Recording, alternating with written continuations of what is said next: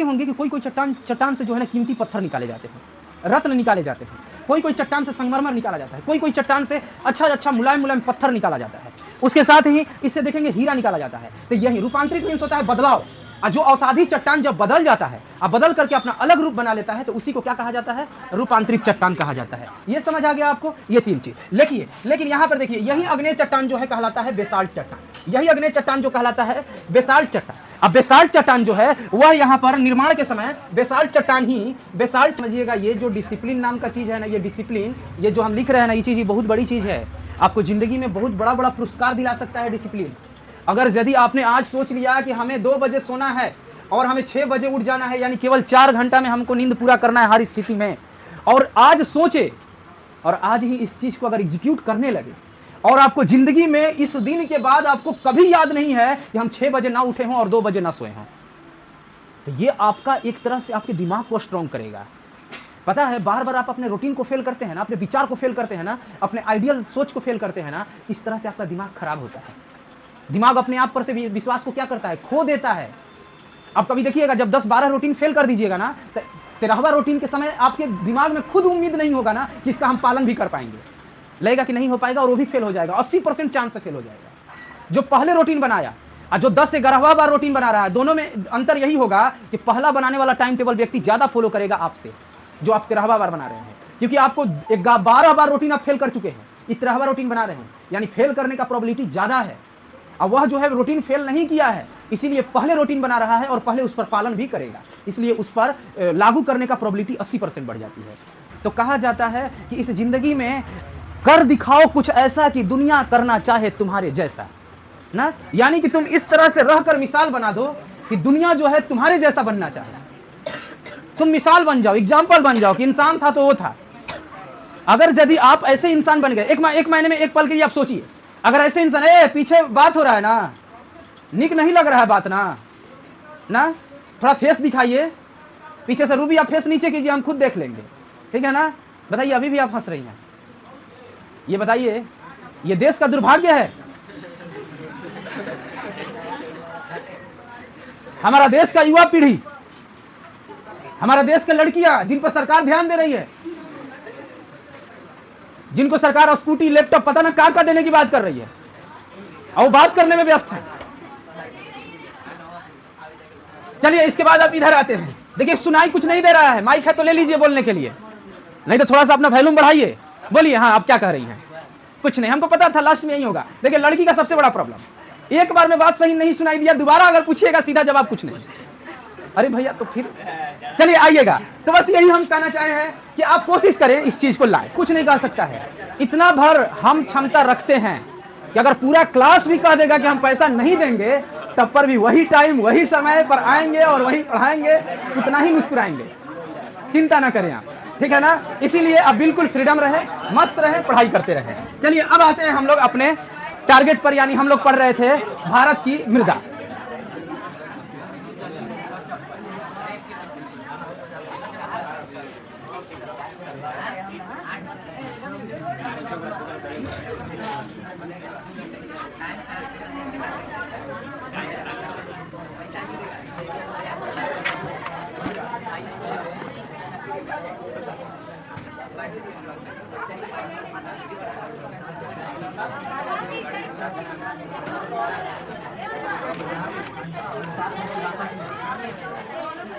चलिए अब सभी लोग शांत हो जाइए, सभी लोग कृपया शांत हो जाइए। एकदम पीछे तक आवाज जा रहा है, बिल्कुल क्लियर सुनाई दे रहा है? चलिए ठीक है। देखिए, हम लोग कल चर्चा किए थे 6 प्रकार के मिट्टी के बारे में।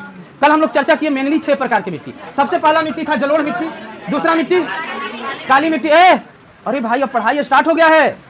जलोढ़ मिट्टी, काली मिट्टी, उसके बाद लाल या पीली मिट्टी, उसके बाद लेटेराइट मिट्टी, मरुस्थलीय मिट्टी, पर्वतीय मिट्टी। क्या 6 प्रकार की मिट्टी याद है? एक बार बोलिए आप लोग खुद से। सबसे पहला जलोढ़, दूसरा, तीसरा, चौथा, पांचवा मरुस्थलीय मिट्टी, और छठा पर्वतीय। लेकिन पता है एक चीज आ रहा है कि एक प्रॉब्लम पता है क्या हो रहा है? आवाज मिसमैच हो रहा है ना, यानी हमको पूरा क्लियर कट ये नहीं सुनाई दे रहा है ना कि आपने लेटेराइट मिट्टी बोला, यानी कहीं ना कहीं झोल है, कोई झोल कर रहा है इसमें, कोई क्लियर बोल रहा है तो कोई झोल कर रहा है। अब की झोल नहीं होना चाहिए। सब साथ बोलेंगे, सब मिलकर जो बोलेंगे, सबका विकास सबका साथ, ठीक है ना। सब पढ़े सब बढ़े। चलिए 6 प्रकार की मिट्टी है और 6 प्रकार की मिट्टी में सबसे पहला मिट्टी, हाँ अब क्लियर आवाज आया ना। 2 नंबर, ज्यादा चिल्ला रहे हैं कहीं आप लोग, और ज्यादा चिल्लाना मीन्स आवाज भी क्लियर नहीं समझ आता है ना। उसके बाद 3 नंबर, 4 नंबर, ये झोल हुआ है, ये झोल हुआ है, हम जानते हैं यहाँ पे झोल हुआ है। जैसे जैसे आगे बढ़ रहे हैं, क्या हुआ सर? थोड़ा सा डाउन, थोड़ा सा down, down down down down, ठीक है। इसके बाद आप आइएगा ना। चलिए उसके बाद 5वां नंबर मलस्थलीय मिट्टी। उसके बाद 6ठा नंबर, बहुत बढ़िया, पर्वतीय मिट्टी। लेकिन 1-2 व्यक्ति झोल कर दे रहे हैं, हमको पता है भाई, झोल झाल देश में नहीं रुक रहा है तो यहाँ से कहाँ रुकेगा। चलिए तो एक एक करके हम व्याख्या कर देते हैं इसका।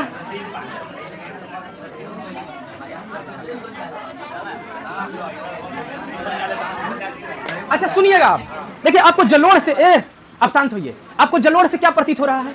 जलोढ़ से ऐसा प्रतीत हो रहा है कि कोई चीज जमाव का बात कर रहा है। अरे भैया, जलोढ़ से कोई ऐसा चीज प्रतीत हो रहा है आपको कि कोई चीज जमाव का बात कर रहा है। जलोढ़, जलोढ़ यानी जमाव। देखिए अब क्या होता है, सिंधु, ब्रह्मपुत्र, गंगा, ये 3 नदी हिमालय से निकलने वाली नदियां हैं, हिमालय से निकलने वाली। देखिए बस आप ध्यान लगा देना तो घर का चिंता खत्म हो जाएगा। हम गारंटी देते हैं, जब यह चिंता नहीं खत्म होगा आप हमको चिंता दे दीजिएगा, ठीक है ना। लेकिन हम कह रहे हैं आपका चिंता, क्या चीज का चिंता खत्म हो जाएगा? याद करने का, याद करने का चिंता खत्म हो जाएगा, ठीक है ना। आइएगा यहाँ पे, देखिए कह रहे हैं कि हिमालय से सबसे पहला चीज कि यह जो है 45% भाग ऑक्युपाइड किया है। ये भूमि का 45% भाग पर ऑक्युपाइड है ये, ठीक है। भूमि का 45% भाग पर ऑक्युपाइड है। ऑक्युपाइड मीन्स घिरा हुआ है। पहला नंबर पॉइंट जलोढ़ में ये बताएं, पहला पॉइंट ये बताएं। दूसरा पॉइंट बताएं, हिमालय से निकलने वाली नदियां ब्रह्मपुत्र, गंगा, सिंधु, इनके द्वारा जो अवसाद लाए जाते हैं, इनसे जो बनी मृदा होती है, उसे ही हम लोग क्या कहते हैं? जलोढ़ मृदा। इनसे ही हम क्या कहते हैं? जलोढ़ मृदा कहते हैं, ठीक है। यहाँ पर हिमालय के ब्रह्मपुत्र, गंगा, सिंधु, इन नदियों के द्वारा लाए गए अवसाद से बना मृदा क्या कहलाता है? जलोढ़ कहलाता है, जलोढ़ मिट्टी कहलाता है। अब सुनिएगा, इसमें जो है फास्फोरस, अब इसमें क्या क्या होता है ये बता रहे हैं। फास्फोरस हो गया, उसके बाद पोटास हो गया। अगर हम अगला बात करेंगे इसमें मेटल का, तो हाँ चूना पत्थर का कोई फार्मूला बता सकते हैं क्या? चूना पत्थर, फास्फोरस, पोटास, चूना पत्थर। अगर इसके एलिमेंट में आएंगे कि इसके अंदर कौन कौन से एलिमेंट पाए जाते हैं, है ना। देखिए मुड़ी होने ना घूमे के चाहिए, ठीक बा ना घूमी ना, वादा करा। इसके बाद आइए, वादा कर ले तुम करा के टोए से काम ना हुई, तुम करा के छुआ मत, छोड़ ना। इ तोरा वाले तकिया ना कोई तोरा के छुई तो बताइए, हमरा के छुआ तो लग जा।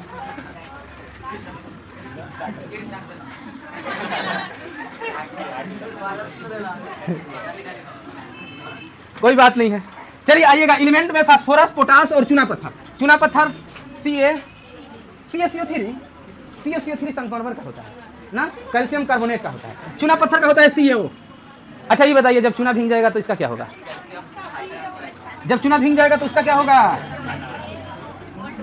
ना।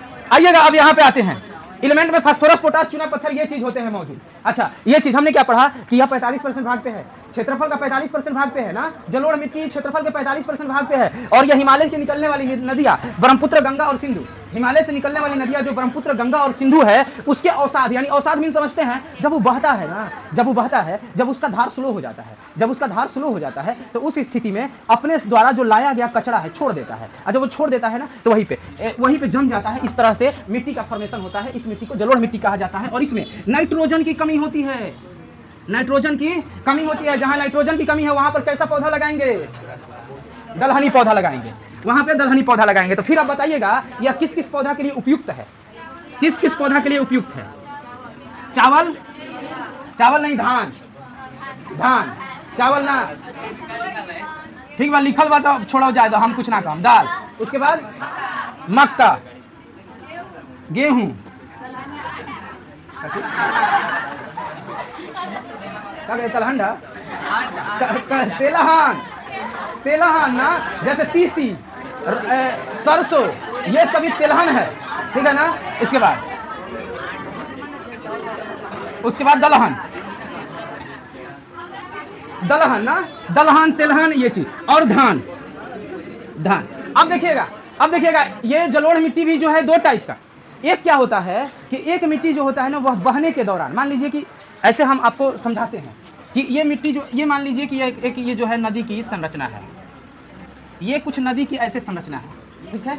ये धीरे धीरे ढलान कम हुआ और इसमें पानी जो है वह बह रहा है, ठीक है। तो जब पानी ओभर आया और अपने साथ कचरा लाया तो यहाँ पे यह मिट्टी बनाया, ठीक है, यहाँ पर यह मिट्टी बनाया। इसके साथ ही जैसे जैसे यह आगे बढ़ता जा रहा है, जैसे जैसे यह आगे बढ़ता जा रहा है, तो इसका स्लो हो रहा है, इसका स्ट्रीम मोशन जो है, यानी इसका धारा जो है वह स्लो हो रहा है। और जब इसका धारा स्लो हो रहा है तो इसके साथ जो कचरे हैं ना वो बैठते जा रहे हैं, बैठते जा रहे हैं, बैठते जा रहे हैं। जैसे पानी है, पानी आप देखते हैं जैसे स्पीड बढ़ता है तो अपने साथ कचरा लेके जाता है, अगर उसको आराम से स्थिर कर दीजिए तो नीचे कचरा बैठ जाता है। जस्ट लाइक वैसे ही होता है यहाँ पर। तो यहाँ पे जब ऐसे होगा ना, वहाँ पे ऐसे होगा, तो ऐसे कचरा बैठते जाएगा। तो आप देखेंगे ना कि एक जो है मिट्टी थोड़ा सा ऊपर है और एक मिट्टी जो है थोड़ा सा नीचे है। जो नीचे वाली मिट्टी होती है वो थोड़ा महीन होता है, जो ऊपर वाला मिट्टी जो होता है वो थोड़ा कंकड़ी मोटा होता है। तो ऊपर वाला मिट्टी जो होता है उसको कहते हैं बांगर, उसको कहते हैं पुराने जलोढ़ मिट्टी, और नीचे वाला जो मिट्टी होता है उसको कहते हैं खादर, उसको कहते हैं खादर, और उसको कहा जाता है नए जलोढ़ मिट्टी। नए जलोढ़ मिट्टी नीचे वाला अत्यधिक उपजाऊ होती है, जबकि ऊपर वाला जो हम अभी आपको बताएं ना, मान लीजिए कि मिट्टी ऐसे पानी द्वारा मिट्टी ऐसे बन रहा है, कुछ ऐसे स्लोप में मिट्टी बन रहा है। इतना स्लोप होता नहीं है जितना स्लोप आपको बताने का हम कोशिश कर रहे हैं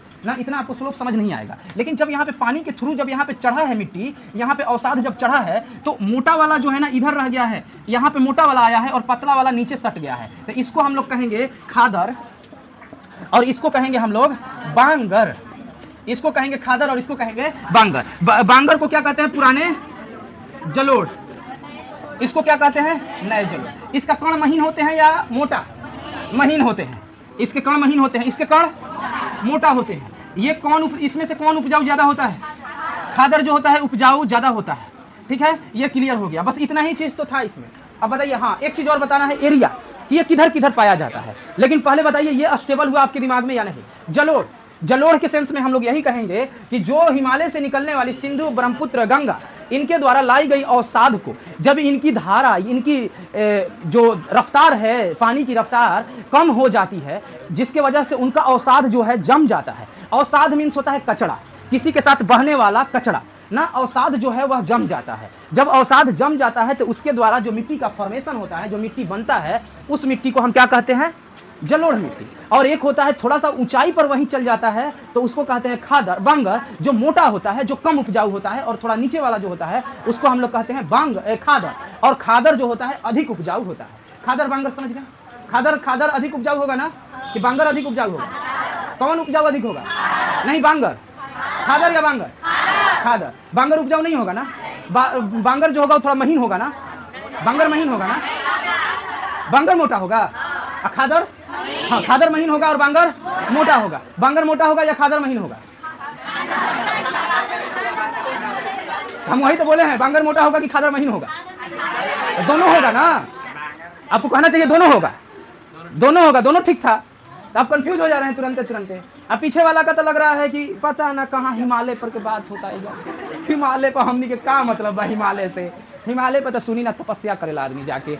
हमनी के तो पूरा संसार बाराडी बाजार हमनी के बा, का टेंशन बा, ठीक है ना। तो ये बात के लिए आप ऐसे मत सोचिए, हम मजाक उड़ा रहे हैं, ठीक है ना। आप लोग ध्यान से सुनिए। और भी खास करके तोहरा पर ध्यान हमारा अधिक बा, सुना तो ना, ठीक बा। चलिए इधर आइए, ये हो गया। अच्छा, अगर हम आपसे बात करें कि इसमें कौन कौन सा एलिमेंट पाया जाता है, तब तो पाया जाता है फास्फोरस, पोटास और क्या? चूना पत्थर। किस कौन सा कमी पाया जाता है? नाइट्रोजन की कमी पाई जाती है। इसमें कैसा कैसा फसल किया जाता है? जैसे धान कर दिए, गेहूं कर दिए, गन्ना कर दिए, मक्का कर दिए, दलहन कर दिए, तेलहन कर दिए, ये सभी चीज हम लोग कर देंगे। ये इतना क्लियर है ना? इतना तो एकदम क्लियर है। अब आते हैं ये कहाँ कहाँ किस किस क्षेत्र में है, ये कहाँ कहाँ, इसका एरिया कौन कौन सा है। तो अगर एरिया का बात करेंगे तो देखिए जो उत्तरी मैदान है ना, उत्तरी मैदान, अब देखिएगा जैसे ये मान लेते हैं, आपको समझाना पड़ेगा ना। जैसे मान लेते हैं यह जो है खराब बन रहा है, लेकिन कोई बात नहीं है, समझने के लिए काफी है ना। समझना है ना, समझना है ना, मजाक नहीं उड़ाना है। देखिए यह जो इधर है ना, इधर इधर जो होता है, इधर पूरा ऊपर मत चल जाइएगा, पूरा ऊपर चल जाइएगा तो ये कौन सा हो जाएगा, पर्वतीय हो जाएगा। पूरा ऊपर चल जाइएगा तो कौन सा मिट्टी हो जाएगा, पर्वतीय हो जाएगा। यहाँ तक ही आपको रहना है, यहाँ तक ना, वहां तक में खास करके इधर रहना है आपको। किधर रहना है, इधर रहना है। ये वाला मिट्टी जो है वह जलोढ़ मिट्टी है। ये वाला मिट्टी कौन सा मिट्टी है, जलोढ़ मिट्टी है। ये वाला मिट्टी जो है वह जलोढ़ मिट्टी है। और अगर हम बात करें जलोढ़ मिट्टी कहाँ पे है, जलोढ़ मिट्टी इधर है, जलोढ़ मिट्टी इधर है, गुजरात के पास। गुजरात जो है यहाँ पे, गुजरात रीजन है, गुजरात के पास जो है यहाँ पे जलोढ़ मिट्टी है। ये सभी जो है जलोढ़ मिट्टी है जहाँ पर। और आपको पता ही होगा कि कुछ इस तरह से नदियों का जिससे इधर और इधर फॉर्मेशन होता है। तो बस यही है। क्या आप इसमें कहेंगे, तो इसमें आप कह सकते हैं कि इधर कहाँ कहाँ पे होता है, तो उत्तर भारतीय मैदान, उत्तर भारतीय मैदान, पूर्वी भाग, उसके बाद अगर हम बात करेंगे पश्चिमी भाग, स्पेशली गुजरात। ये बोलिए, समझ आया। अभी क्षेत्र बताए हैं, क्षेत्र में क्या बताए हैं, क्षेत्र में आपको बताए हैं पूर्वी भाग, उत्तरी भाग। पूर्वी भाग में स्पेशल फॉर गुजरात का पूर्वी भाग, ठीक है ना, गुजरात का पश्चिमी भाग ना, गुजरात का पश्चिमी भाग। और पूर्वी भाग इधर है, तो इधर वाला भाग पे जलोढ़ मृदा का विकास है। ये रहा जलोढ़ मृदा का पूरा, ठीक है ना। जलोढ़ मृदा में खादर बांगर, समझ आया ना, खादर बांगर में ज्यादा। देखिए जो बांगर कह रहा है ना, बांगर पुराने और खादर नए, बांगर पुराने खादर नए। जलोढ़ मीन्स होता है कि जो हिमालय की नदियां हैं उनके द्वारा जो अवसाद मीन्स होता है कचड़ा। अवसाद मीन्स सीधा मान लीजिएगा कचड़ा, ठीक है ना। जो अवसाद लाए जाते हैं उनके द्वारा जमाए गए, उन्हीं को हम लोग जलोढ़ कहते हैं। अगर आपको कहा जाए अभी तुरंत इसको लिखने के लिए तो लिख लीजिएगा ना, इसको लिख सकते हैं आप लोग। लेकिन हम इसके आगे वाला काली मिट्टी की चर्चा कर लेते हैं। काली मिट्टी में हम आपको बताएंगे 3 प्रकार के चट्टान। काली मिट्टी में ही चट्टान को हम आपको डिस्क्राइब कर देंगे ना उसी समय, ताकि जब चट्टान भी पढ़ेंगे तो चट्टान वहां पर तो होगा ही, लेकिन यहाँ पर भी हम कर देंगे। बस थोड़ा सा आप लोग आगे पढ़ने के लिए, आगे जानने के लिए उत्सुक रहिए ना। आप लोग खुद अपने में डिमोटिवेट रह रहे हैं। जिसको डाउट है पूछिए ना। आप लोग नाम रखती हैं, यह हमको खराब लगता है। इनको डाउट है, उनको डाउट है। अरे भैया, बोले हम एक आदमी का डाउट सोल्व कर ना, हाई सब कहाँ से बोला, तो कोई बोल सकते हैं, बस सीधा बोलिए। अगर मान लीजिए बगल वाले कह रहे हैं कि ये पूछ दीजिए आप। अगर कोई पूछ रहा है बगल वाले पूछो। ये क्या बताने की जरूरत है कि इस आदमी का ये डाउट है, ये सब कहने की बिल्कुल जरूरत नहीं है। बोलिए।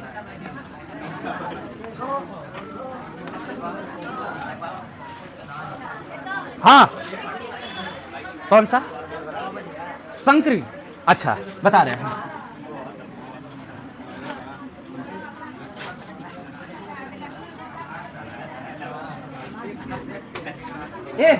अरे भाई कृपया करके आप लोगों से क्या करें, हाथ गोड़ जोड़े, कैसे मानिएगा।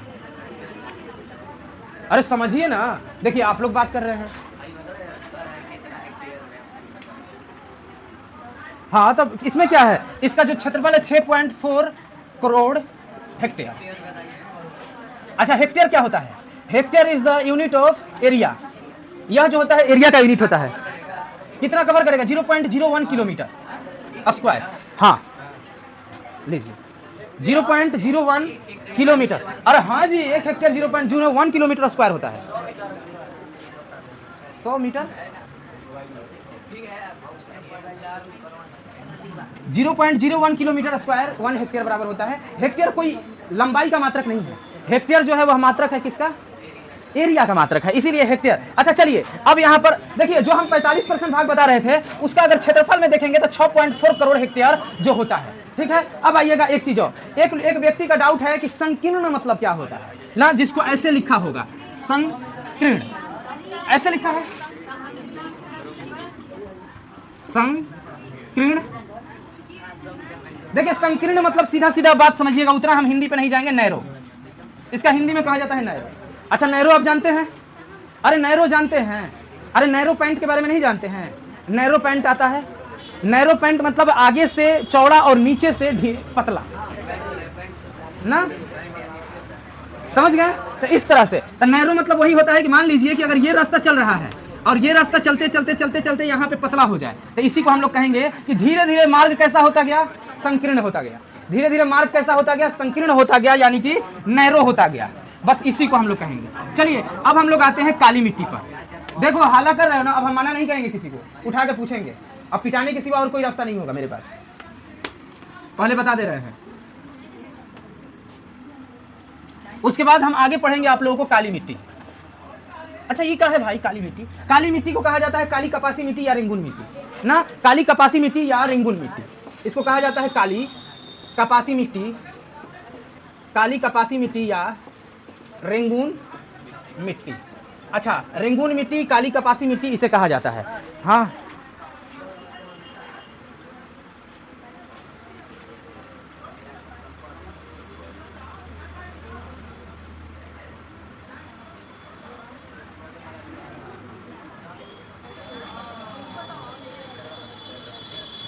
हाँ लीजिए, देखिए ये जो होता है, अगर बात करें चौर और तराई का, जो बात कर रहा है यहाँ पे चौर और तराई, चौर और तराई जो होता है, कह रहा है कि इस मिट्टी में चौर और तराई पाए जाते हैं ना। अगर इसका हम बात करेंगे तो देखिए इसमें कहा जा रहा है कि पर्याप्त मात्रा में नमी पाई जाती है, पर्याप्त मात्रा में नमी पाई जाती है, इसी को ये चीज़ कह रहा है। और इसका अगर हम बात करेंगे कि चौर और तराई, यानी कि यह जो मिट्टी होता है एक तरह से समतल प्रकृति का मिट्टी होता है, ये समतल प्रकृति का मिट्टी होता है और इसमें पर्याप्त नमी पाई जाती है। चौर और तराई दोनों शब्द का यही होता है, यह समतल और पर्याप्त नमी वाले मिट्टी को कहा जाता है चौर और तराई। ठीक है, चलिए नमी मीन्स उसमें पानी होना। मिट्टी के अंदर अगर पानी नहीं रहेगा तो अभी अगर हम मिट्टी अपक्षय बताएंगे तो उसमें बताएंगे अगर मिट्टी के अंदर पानी नहीं रहेगा तो क्या लॉस होगा। ठीक है ना, अभी आप यहाँ पे समझिएगा, यहाँ पे आप समझिएगा। देखिए इसको कहा जाता है काली कपासी मिट्टी। इसका निर्माण कैसे होता है, इसका निर्माण कैसे होता है, ये बात समझने वाली बात है कि इसका निर्माण कैसे होता है, काली कपासी मिट्टी का निर्माण। अच्छा ये काला क्यों होता है, ये काला क्यों होता है, आखिर ये मिट्टी काला क्यों होता है? इसका मुख्य वजह क्या है? तो काला होने का वजह है कि इसमें एल्युमिनियम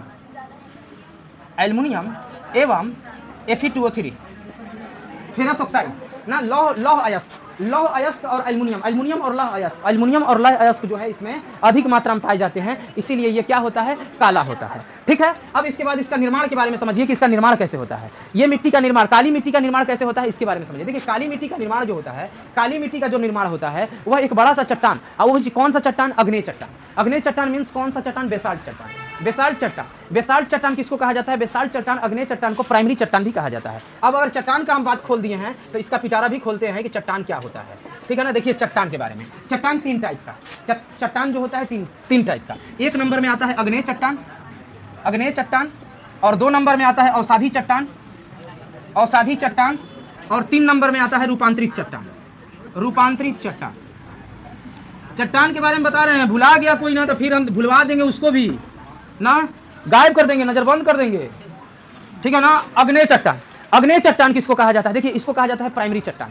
जब पृथ्वी फूटता है, जब पृथ्वी में विस्फोट होता है, जब कभी उसके अंदर का जो विवर्तनिक टेक्टोनिक प्लेट है उसके अंदर टकराव होता है, टकराव होने की वजह से जब वो ऊपर उठता है और वो फटता है तो नीचे से मैग्मा ज्वालामुखी बनकर बाहर निकलता है। जब मैग्मा ज्वालामुखी बनकर बाहर निकलता है तो क्या होता है कि जो शुरुआत मैग्मा बाहर निकलता है तो वह जमता है, और जब मैग्मा जमता है ना तो शुरुआत जमा हुआ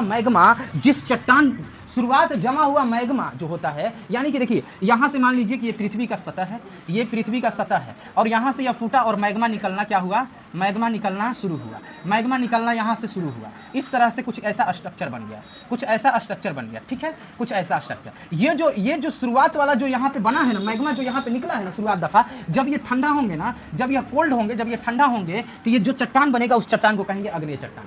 उस चट्टान को हम लोग क्या कहेंगे, अग्नेय चट्टान। ये चट्टान जो होता है ना काफी संगठित होता है, ये चट्टान क्या होता है, काफी संगठित होता है, यानी काफी संगठित, क्योंकि यह गर्म होता है, गर्म होने के बाद संघनन होता है, संघनन के बाद कोल्ड होता है।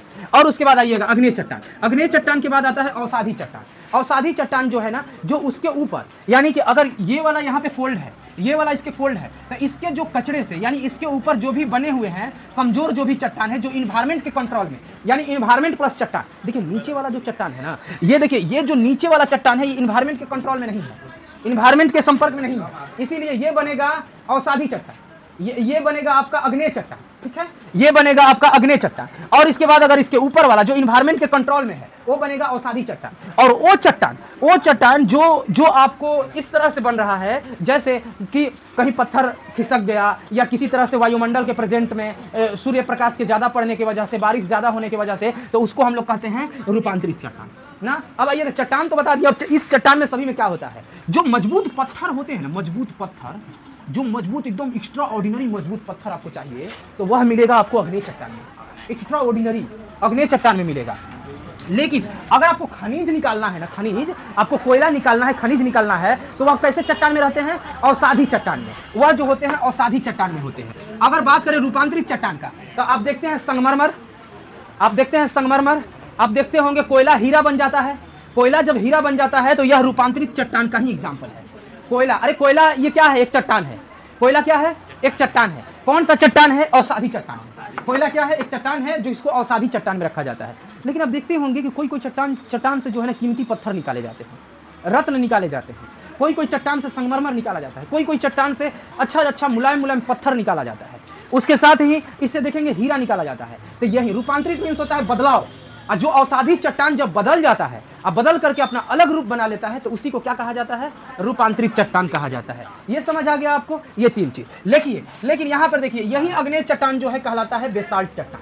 यही अग्नेय चट्टान जो कहलाता है बेसाल्ट चट्टान। अब बेसाल्ट चट्टान जो है वह यहाँ पर निर्माण के समय बेसाल्ट चट्टान से ही क्या बनता है? बेसाल्ट चट्टान से ही क्या बनता है? तो काली मिट्टी बनती है। अच्छा, बेसाल्ट चट्टान से जब काली मिट्टी बनती है, बेसाल्ट चट्टान से जब काली मिट्टी बनती है, तो इसमें क्या सबसे अधिक कमी होगा?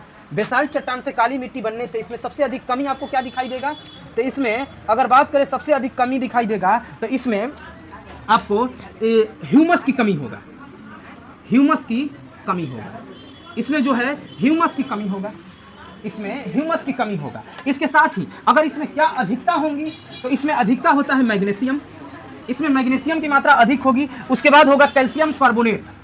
इसमें जो होता है कैल्शियम कार्बोनेट और मैग्नीशियम, कैल्शियम कार्बोनेट और मैग्नीशियम की मात्रा जो है वह अधिक होगी। अगर हम आगे बात करेंगे तो वह जो है इसमें फास्फोरस की मात्रा इसमें क्या होगी? कम होगी।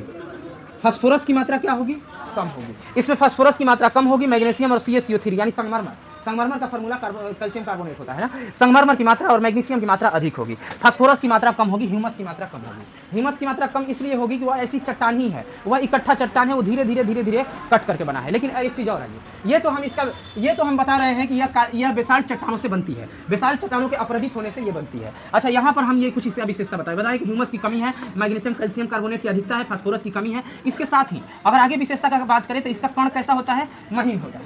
इसका कण कैसा होता है? महीन होता है। इसके अंदर बात करें, ससंजक बल अधिक होगा या कम होगा? इसके अंदर का ससंजक बल अधिक होगा या कम होगा?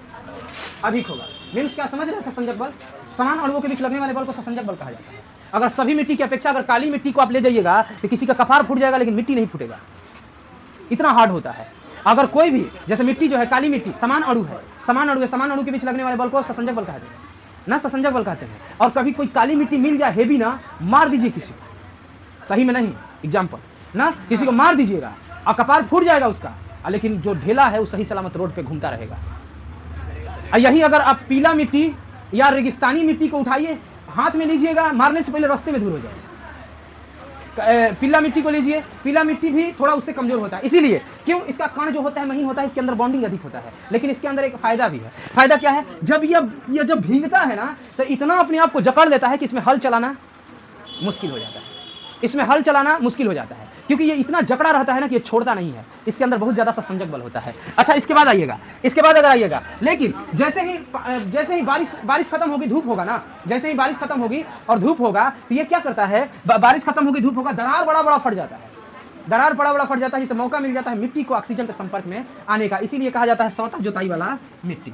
स्वतः जोताई वाला मिट्टी, यह खुद से जोता जाता है, यह खुद से जोता जाता है। ऐसा मिट्टी का नाम सुने थे कि जो खुद से जोता जाए, जोता जाता है, ठीक है ना, ये खुद से जोता जाता है, यानी इतना फट जाता है। देखिए, जोतने का मतलब होता है वो इन्वायरमेंट के संपर्क में मिट्टी को लाना ना, इसीलिए जोता जाता है। और यह स्वतः जोत जाता है और ऑक्सीजन की उपस्थिति में आ जाता है। बस यही चीज है। अच्छा, ये इसके लिए इसमें क्या क्या चीज ज्यादातर किया जाता है?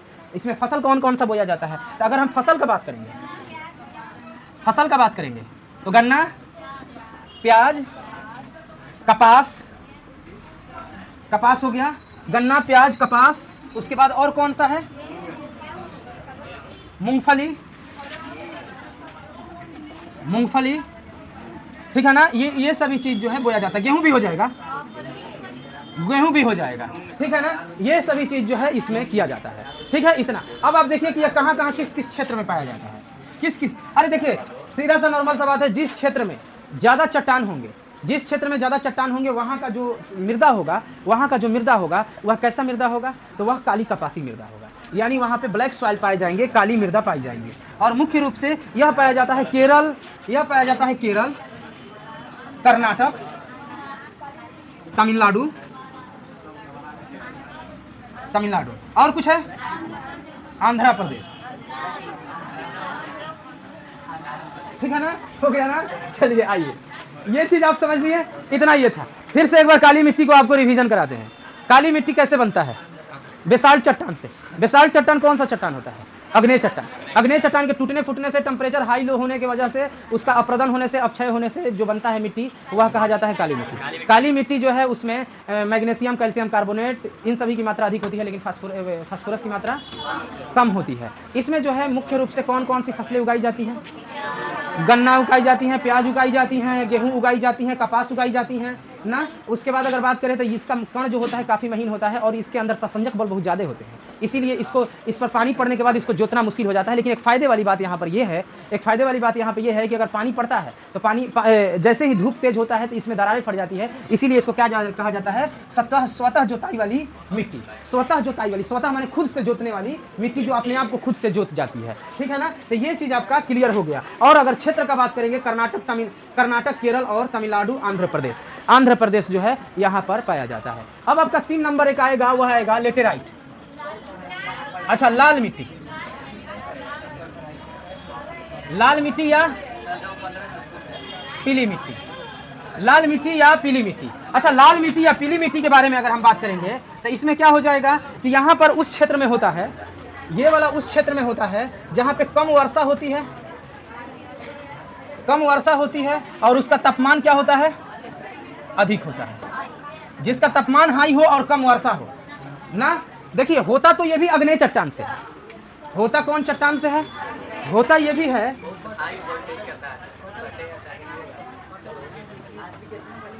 वह जो है होता जो है वह अग्नेय चट्टान से है। ये भी बनता अग्नेय चट्टान से है, लेकिन इसके लिए कंडीशन है कि वहाँ पे वर्षा कम होती है और तापमान अधिक होती है। इस तरह से लाल या पीली मिट्टी का निर्माण होता है। लाल या पीली मिट्टी का क्या होता है?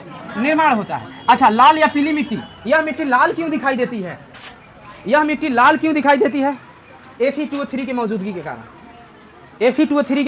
कारण। ठीक है ना, यह मिट्टी जो है वह लाल क्यों दिखाई देती है? फेरस ऑक्साइड यानी कि आयरन के ऑक्साइड होने की वजह से यह मिट्टी लाल दिखाई देती है। लेकिन अगला बात, यह मिट्टी पीली क्यों कहा जा रहा है? इस मिट्टी को पीला क्यों कहा जा रहा है? क्योंकि जब इसको भिंगाइएगा ना, जब इस पर पानी डाल दीजिएगा तो यह लाल से कैसा हो जाएगा?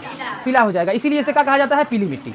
आए हम फिर से देखिए, इसको पीली मिट्टी इसलिए कहा जाता है कि पानी में जाते ही यह पीला हो जाता है। इसको लाल मिट्टी इसलिए कहा जाता है कि इसमें फेरस ऑक्साइड होता है, यानी कि लोहे का अयस्क होता है। लोहे का अयस्क होगा, लाल मिट्टी कहा जाएगा, और इसमें पीला हो जाता है भीगने के बाद, इसीलिए इसको पीली मिट्टी कहा जाता है। और अगर बात करें तो यह अग्नेय चट्टान से बनता है, लेकिन कंडीशन है कि कम वर्षा होनी चाहिए और वहाँ का टेम्परेचर हाई होनी चाहिए। इस तरीके से होता है। अब यहाँ पर हम लोग आते हैं कि कौन कौन सा, यहाँ पे हम लोग आते हैं, थोड़ा सा मिटा कर हम लिखते हैं कि यहाँ पे कौन कौन सा फसल उगाया जाता है।